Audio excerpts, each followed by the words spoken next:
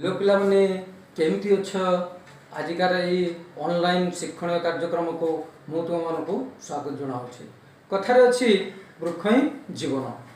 तेणु आमे आम चारिपाख परिवेश आमे स्कूल आसवा समय अन्य स्थान को जीवा समय रास्ता कड़े आम बाड़ी बगीचारे विभिन्न प्रकार गछ देखी था। ताले से गछ मान को कौन ना गोटे गोटे उद्भिद कहुए। आमर उद्भिद बा गछ बहुत उपकार आसे।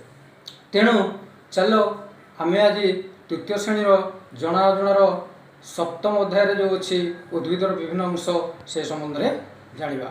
ताले एथिपाई मु तुमको गोटे पूर्णांग गछ देखा देख ये पूर्णांग गछ।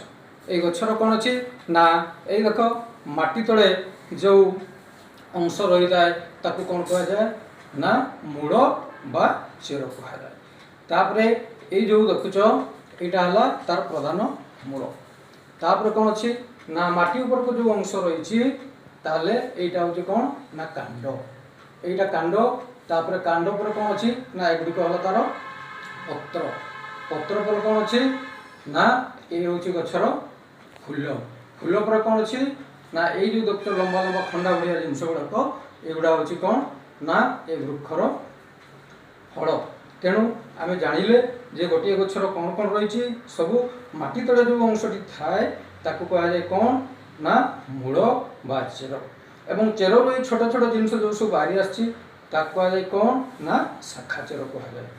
एवं यहाँ हूँ तार कांड, ये हूँ पत्र एवं ये हूँ फूल एवं ये हूँ फल। ताले तो आम जानिले ये हूँ यहाँ प्रधान मूल बोले ये जो मूल थाए गचरे ये मूल को प्रधान मूल कहुए। तापर आम बर्तमान देखा जे ये गोटे हूँ घास गछ।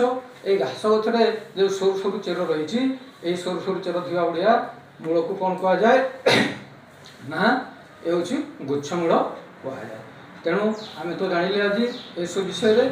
तेणु आम बर्तमान जेकोसी गचर गोटे कौन करवा ना चित्र अंकन करवा एवं चित्र अंकन करके तार विभिन्न अंश गुड़ी को आम निजे दर्शाइबा एवं आम घर जो बाड़ी बगीचा सब रही से बाड़ी बगीचार जाम बापा बा माँ बा आमर बड़ भाई भौणी मान सांगरे जा एवं गोटे गछ को गचर से आम विभिन्न अंश चिन्हट करवा। ठीक अच्छे आज आम एतिक रहा घर रहा सुस्थ रहा।